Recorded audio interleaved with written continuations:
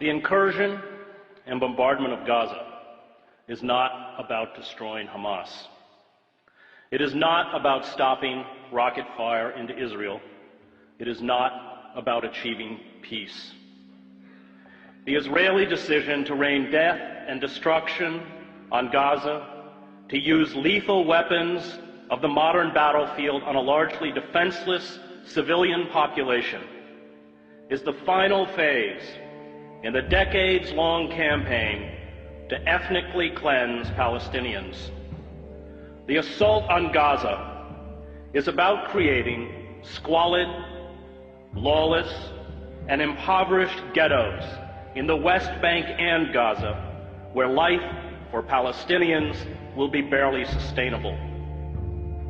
It is about building a series of ringed Palestinian enclaves where the Israeli military will have the ability to instantly shut off movement, food, medicine, and goods to perpetuate the misery. Privilege and power, especially military power, is a dangerous narcotic. Violence destroys those who bear the brunt of its force, but also those who try to use it to become gods. Israel uses sophisticated attack jets and naval vessels to bomb densely crowded refugee camps, schools, apartment blocks, mosques, and slums, to attack a population that has no air force, no air defense, no navy, no heavy weapons, no artillery units, no mechanized armor, no command and control, no army, and calls it a war. It is not a war. It is murder. Images of dead Palestinian children lined up as if asleep on the floor of the main hospital in Gaza are a metaphor for the future.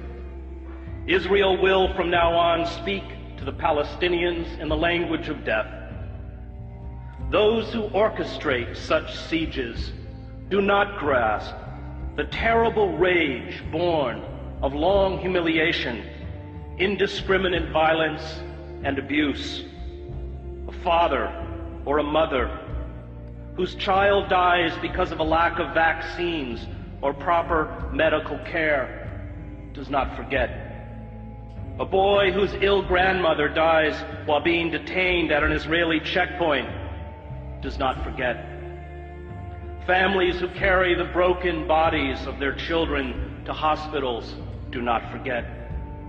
All who endure humiliation, abuse, and the murder of those they love do not forget. This rage becomes a virus within those who eventually stumble out into the daylight.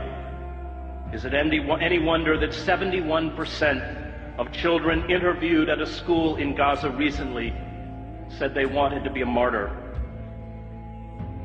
The refusal by our political leaders, from Barack Obama to all but 5 members of Congress, to the major media, to speak out in defense of the rule of law and fundamental human rights, exposes our cowardice and our hypocrisy.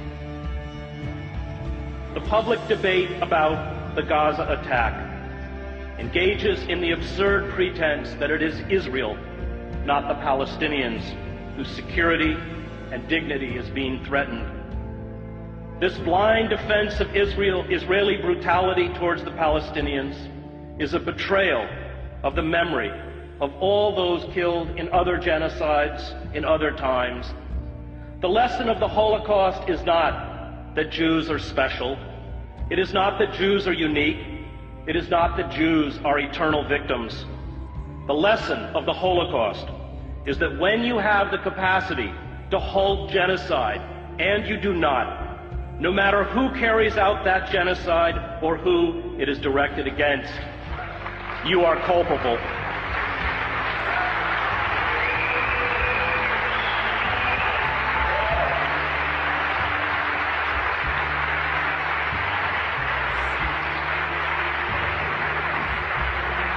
And we are very culpable The F-16 fighter jets, the Apache attack helicopters, the 250-pound smart GBU-39 bombs are all part of the $3 billion military aid we give to Israel.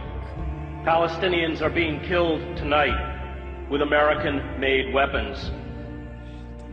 But perhaps our callous indifference to human suffering is to be expected.